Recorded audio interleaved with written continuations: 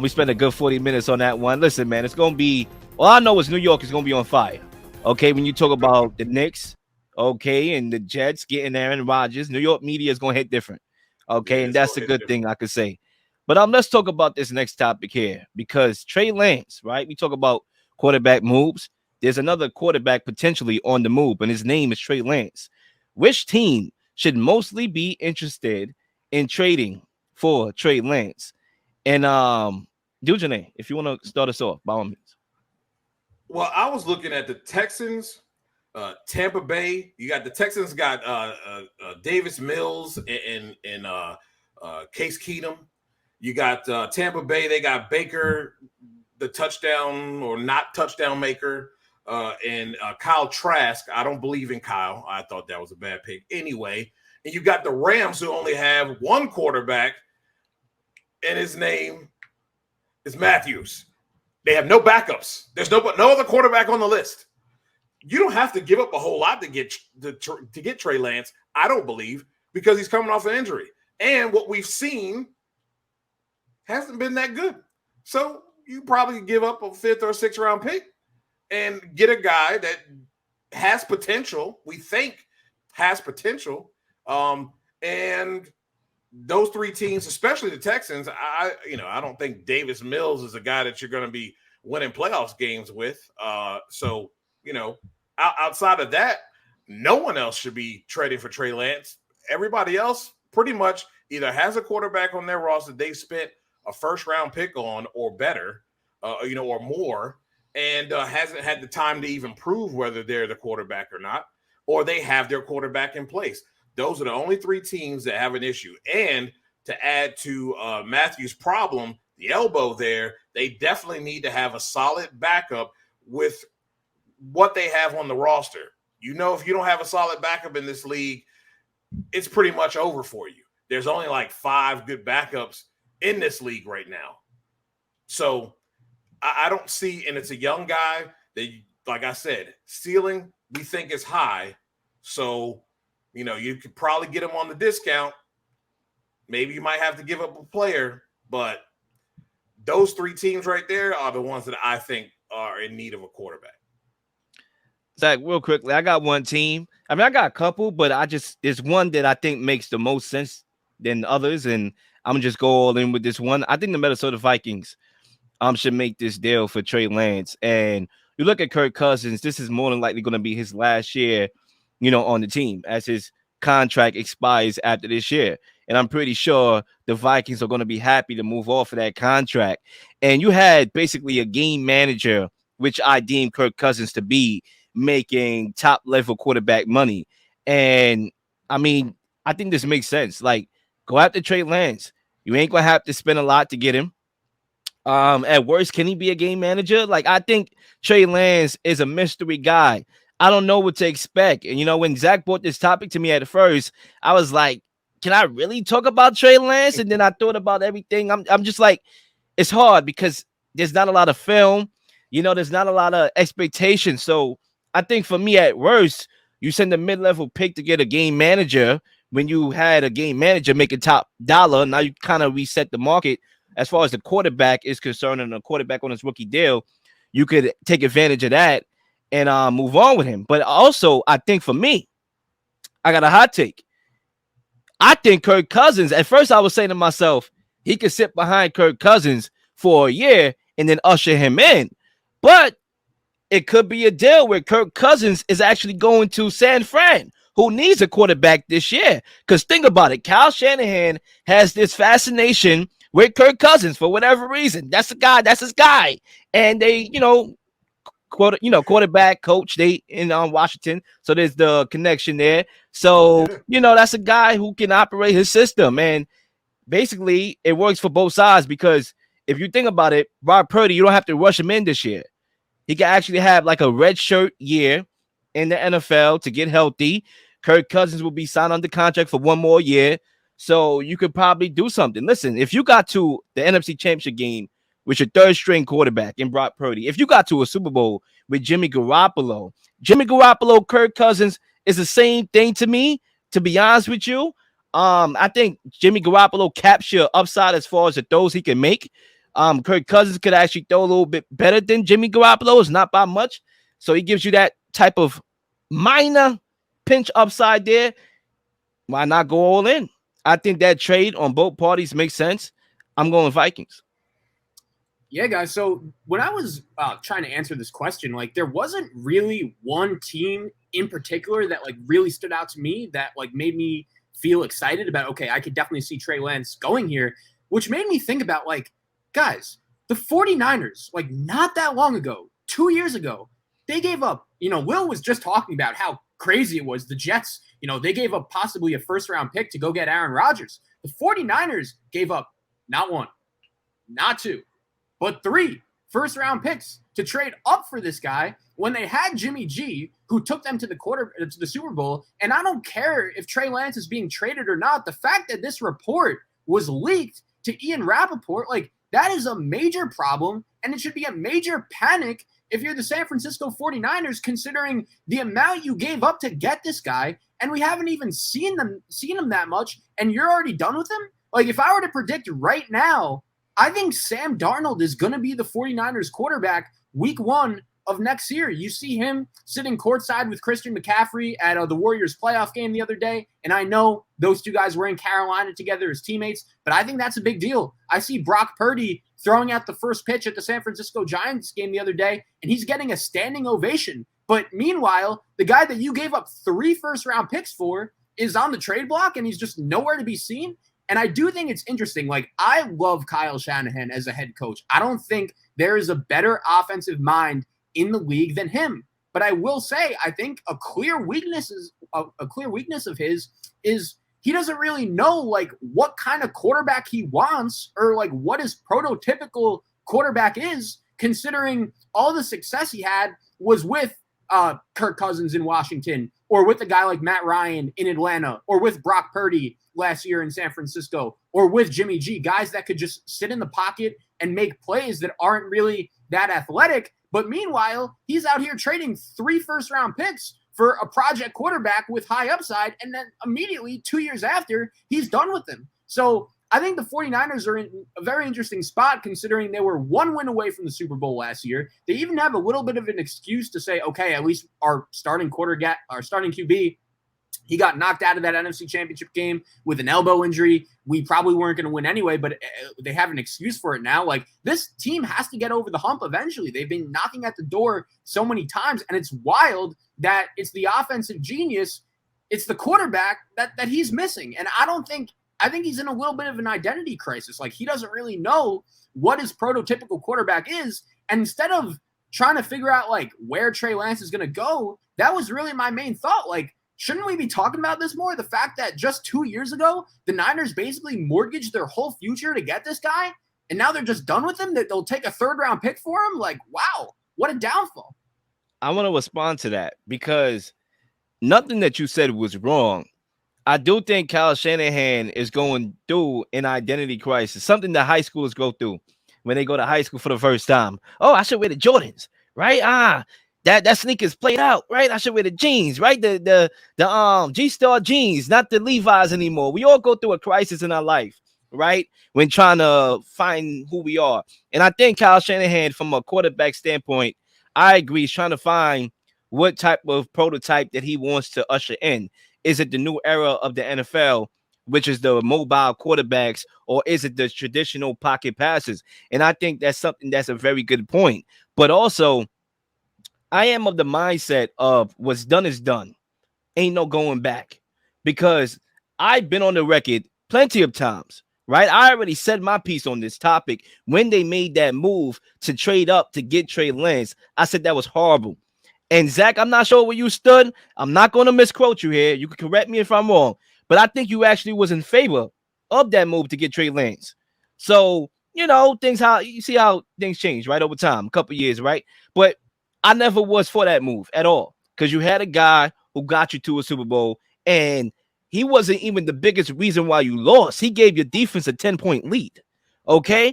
And then you could have got a good player, Michael Parsons, Jamar Chase, and all of those guys that came out of that draft. They could have got to add on to the roster, Kyle Pitts or whatever. But at the end of the day, what's done is done. They made the move. I'm not gonna call it a mistake, but yeah, I guess it was because now you got Brock Purdy in. What's done is done. What happened was Brock Purdy, he got his opportunity when Trey Lance got hurt and broke his ankle, and he looked good. He got them to an NFC Championship game. Of course, there's going to be controversy. You can't watch Brock Purdy lead this team to the NFC Championship game and be almost flawless and say there's no controversy. We can just roll right back to Trey Lance. It's the cause. It's how the life works, bro. What's done is done. It happened. Brock Purdy, he led this team, and I guess you have to go back to Brock Purdy. You can't have those two guys on your roster. You got to trade somebody. And I know you traded a lot to get Trey Lance, but it's not about the money anymore. It's about who could I win with. And right now they got a bigger taste of Brock Purdy than they did with Trey Lance. They only got a sample appetizer. So they got to trade Trey Lance. I think that move that I said with the Vikings makes sense because Brock Purdy is your future. He can't start this year. You could roll out Kirk Cousins for a year and try to see if you could compete. You can still compete with Kirk Cousins on your roster. And then bye-bye, Kirk Cousins. Hasta amigos. I'm rocking with Brock Purdy. And Trey Lance, we don't know if he's a bust or not. So potentially they could be getting away from a potential bust. But then again, he could have potential upside. So everything is going to come back full circle. And we got to see how that impacts the 49ers. Don't this sound very familiar?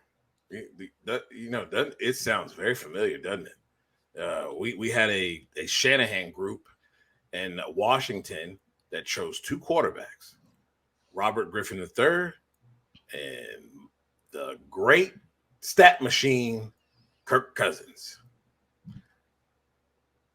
RG3 gets hurt. They bring in Kirk, a guy who they liked all along. He comes in and performs, and now we got a controversy. To me personally, I believe they sabotaged Robert's career. They knew he was injured after that hit he took from a Haloti Ngata. Now, you can say that Robert forced his way, whatever.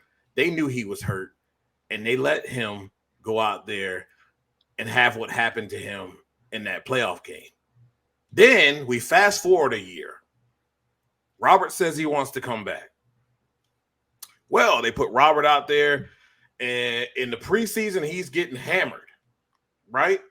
Then they bring Kirk Cousins in, and all of a sudden, we can roll the quarterback outside of the pocket to protect him in a preseason game. And just like that, Kirk Cousins was the starter. I see the same thing here. Again, they chose two guys. A mobile guy, not of the caliber of RG3, but similar. They have another guy that comes in, wins games. They got to go with him, but he's hurt. I like that, Leel. I like it. He's been fascinated with Kirk Cousins since they drafted him. He wanted Kirk to come out there before he ever got a Jimmy Garoppolo. The money just wasn't working out. He wanted Kirk Cousins. And I never even thought about that. But I definitely could see that happening. Because I'm not a guy who did what he did for us, who was a Mr. Irrelevant. I'm not going to rush him back out there unless you want to have Washington 2.0 happen. So I'm going to let him sit and get healthy. And I can get a guy who I know Minnesota wants to get rid of, and Kirk. And I know I can potentially win with him. I've coached him before. I know what he's all about.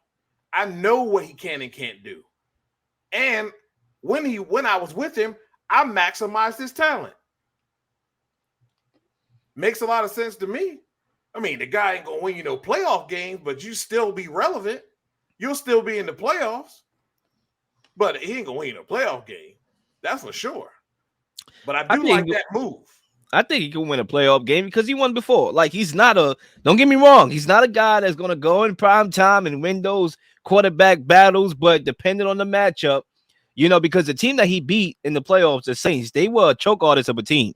Yeah. Like, they started choking every single year. So it kind of fell into his hands. So, of course, matchup, and the NFC is so wide open that they can definitely get a good, not a good team, but a team that probably in another conference did not even make the playoffs, right? You saw how it opened up last year. So I think when you think of that, like, where is Kirk Cousins in the NFC as a quarterback? Like, he's up there because that's how bad it Stat is. machine. You know what I'm saying? So I think that move makes sense. Zach, I have a question that I want to throw your way and do Janae after. Same question about Lamar Jackson, because there is rumors them looking into Lamar Jackson. Is there any potential deal that you think makes sense on both sides where, let's say, Lamar Jackson doesn't sign the non-exclusive, which he has until July to do, they work out another deal where, because I believe they could have more packages, like as far as a side deal, so they can get more than the 2 first rounders, so they can include Lance in that deal. Do you think a swap with Lance and Lamar Jackson makes sense on both sides? Yeah, so honestly, it makes a little more sense to me than the Vikings deal, just because, like, with Trey Lance, if I'm another team trading for him, I don't think you could just automatically pencil him in as your starter if you're trying to win games. Like, it's a little concerning to me that the 49ers literally just drafted this guy 2 years ago, and 2 years later, they're like, you could have him just for a third round pick. Like, that's all we need. Like, if I'm the Vikings or any team trading for him, I have to go into that thing realizing, like, okay, we might be punting the season away. And I agree with Dujunea on Kirk Cousins. Like, yeah, his ceiling might not be the highest, but if the Vikings were to give him away, like, they are probably kissing their season goodbye, especially considering the NFC North. I know Rodgers just left. Like, that should be a pretty competitive, wide open division. And the Vikings, they won that division last year with basically the team that they have right now. So I think it makes more sense with Baltimore, because if they do trade Lamar, like, that's a signal. Like, okay, we're in a rebuild mode. We're not really trying to win anything this year in a loaded AFC, and we'll see at least what we have with Trey Lance. If he shows us he's good enough to beat Tyler Huntley in a preseason competition and he earns the job, we'll see where we could go from there. And if you're the 49ers, like, yeah, you'll take Lamar Jackson. That would definitely make you the front runner and the favorite in the NFC. But this is where I kind of just look at Kyle Shanahan. Like, when it comes to him in the quarterback position, I have no idea if he would be willing to trade that for Lamar, especially, like, when he just, like, the Niners already made their big trade for a quarterback. Like, they gave up 3 first-round picks to get Trey Lance 2 years ago. And now they're trying to get Lamar Jackson, and they're selling this guy off for a third-round pick. If I'm any team that is acquiring Trey Lance, like, that's a little bit of a red flag to me. And B, the 49ers, I don't know how many draft picks they have left. Like, could they even make that work? I don't know. I think on paper, it is a really good fit. I would love to see Lamar with that offense and that talent around him. That team would be really good, but it might be a little bit unrealistic. Yeah, I think so. That's a lot that they're going to have to give up. And I think if they mortgage any more picks and it doesn't work out, Kyle is going to be out of a job. So, yeah, I'd love to see Lamar in that offense.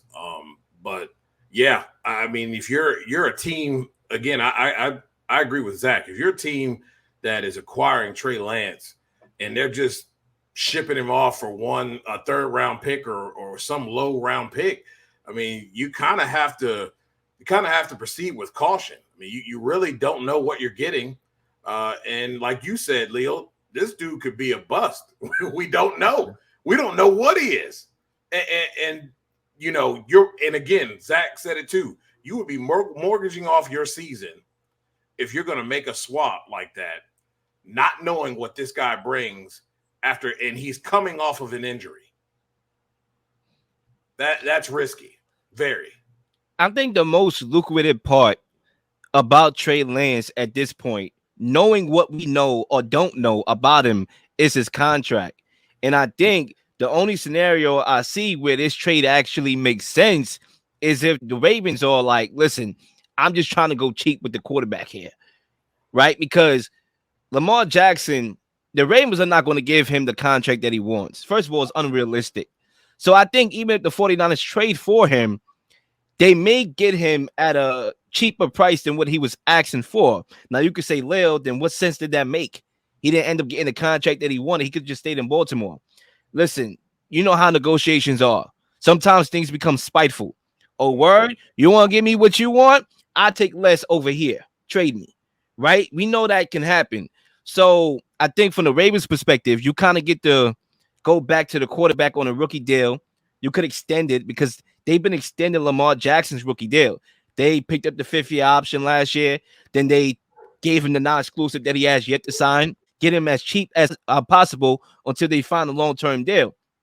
They could do that with Trey Lance. They still have a couple more years before he's due to get paid, and they can pick up his 5th-year option. So I think the flexibility as far as the cap and how they could build around him, they added Odell. Maybe they add somebody else.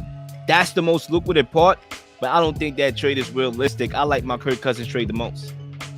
Please like and subscribe for all the up-to-date content. You've been slinging shows left and right, slinging content left and right. Please don't miss anything. If you do, like, subscribe, leave a comment, or leave a question, something you may want to answer, something you may have. All ideas are great ideas. Nothing's a dumb question.